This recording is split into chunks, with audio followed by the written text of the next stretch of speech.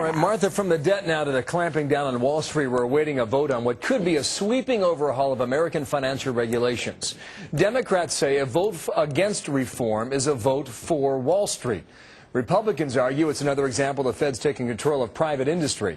New Jersey Republican Scott Garrett's a member of the House Financial Services Committee. He's my guest in studio. Good morning to you. You come from the House side, but all the action's on the Senate side. They're going to get a vote today, do you think, yes or no? I think that the Republicans will stand firm with the 41 votes that we have right now saying no to this bill, that we want reform, but this is not the reform that the American public is looking for. At the moment, all Republicans, they're in lockstep on the Senate side, you're saying, right? They're in lockstep saying that the banks have been bailed out in the past, and we must not perpetuate that with the legislation that Dodd has in the Senate. That bailout fund, it seems to be the crux of the matter. You get this $50 billion that the legislation would require the banks to contribute. Then if a company was in trouble, you figure out a way to, I think the phrase is wind it down. Is that right? Well, that's what Republicans want to do. Republicans put out a proposal, actually even before President Obama did last year, saying that we need to just expedite the bankruptcy proceedings so that you can wind it down, but you don't want to have the taxpayer on the hook. And even if you got rid of that $50 billion fund, there's still language in the Dodd bill that basically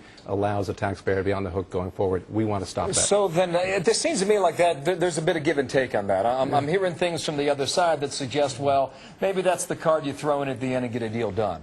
Is that the way you hear it? Well, you hear Steny Hoyer saying, well, we could take out that one fund, and you have Reid saying we can take out that fund, but you got to go deeper into that 1,300-page bill. And remember, you know, Barney Frank, to give him credit. Sorry, 1,300 pages? 1,300-page bill, which has basically had the Congress, the House. We did about 50 hearings on this legislation going through the House. They had 20 minutes in the Senate, and we're saying maybe 20 minutes is not quite enough time. We should put it back into committee and really go through this. So two big points on this. Sure. What is wrong with trying to prevent another economic collapse in America? Absolutely nothing's wrong, but that's what's the problem with this bill in the Senate is this bill perpetuates what we did in the wrong in the past. We don't want to do that. We want to change that. We want to put a system in place that says no more to this, no more too big to fail, no more putting the little guy beholden to the big guy. Do you think you can win on that point? I think we can. I think we can win because the American public says they're outraged about what happened over the last year and a half, but we have to get into the weeds in this bill and says this continues. Do you still sense the outrage? I think it's shifted a little bit, just from what I'm hearing and what the insiders are saying, that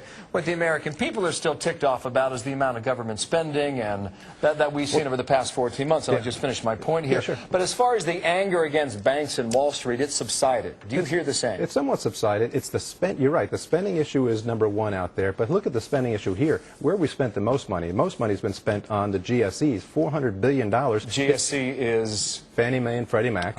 And they're still in place now, and they're basically at the Treasury Secretary last Christmas Eve said they can have as much money, the taxpayer money, as they want.